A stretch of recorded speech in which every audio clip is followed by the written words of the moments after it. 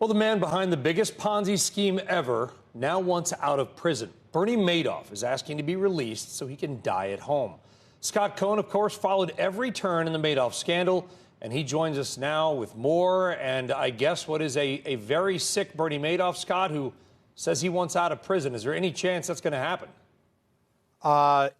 Probably doubtful, but we'll see. It just happened a month or so ago with Bernie Ebbers of WorldCom, who, of course, died this past Sunday at home.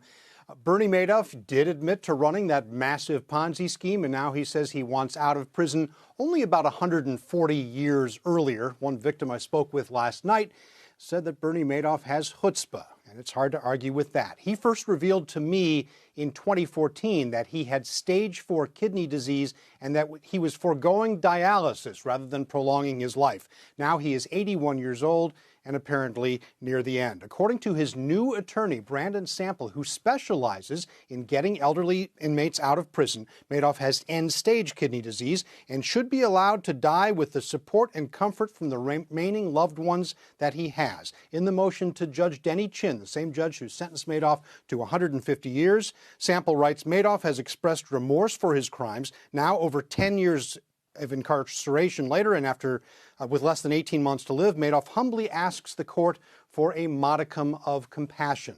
I last heard from Bernie Madoff in July. That was when he was moved into the prison medical center in Butner, North Carolina, to begin his end-of-life care. He told me then in an email that he is fine.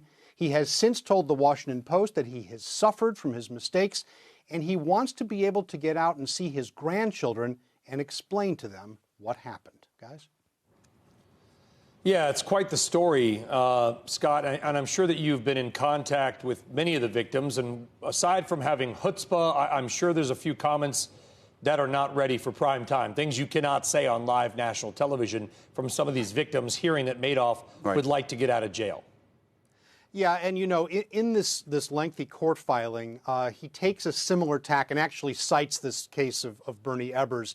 The idea being, and the judge ruling in that case, that letting him out of prison early will not get the victims their money back. It doesn't diminish the severity of the crimes, but this new First Step Act, the criminal justice reform, says that inmates that are at this state, near death, should be allowed to die at home. Now, the Bureau of Prisons has denied him his request for compassionate release. That's why he has now gone to the judge. And one of the reasons they denied the release is that it would diminish the severity of his crimes, and they don't get much more severe than the crimes of Bernie Madoff. But I mean, wasn't the whole point that he was being sentenced for life? That it was a life sentence. That was what he was being given at the end. That's right. It was a 150-year sentence. But same situation with Bernie Ebbers, who was in his 60s at the time, and the judge said that she realized that it was going to be a life sentence. Nonetheless, they let him out anyway. Yeah, it was absolutely designed to be a life sentence, 150 years for a man who was then in his early 70s, and this is the logical end of it. Do we believe? I mean, this goes. Do you trust Bernie Madoff? Do you believe that he has the health problems that he has stated? Well, I mean, he told me, as I said, 5-6 years ago that he had kidney disease. I don't think he expected at that time to last this long. And there are prison medical records to back it up. I mean, I visited him in prison back in 2013. We talk about this. We did an American Greed podcast a year or so ago about this, and that's still out there if you want to listen to it. It was a fascinating visit. At the time, he seemed to be in pretty good health and pretty good spirits, but this is, I suppose, the logical end result of what was then stage 4 kidney disease, and now his attorney says it is end-stage renal failure. Scott, is he still in that same North Carolina prison? Well, it's a big complex. So back in July, he was moved from the medium security unit where he'd been the whole time since 2009 into the medical center, and it's one of the best medical centers in the federal prison system.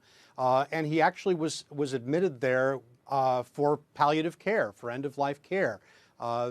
This court filing says that he is now confined to a wheelchair. He barely gets an hour of sleep every night because he has breathing troubles that are the result of this dialysis. All of the things that you begin to expect in an 81-year-old man with kidney failure.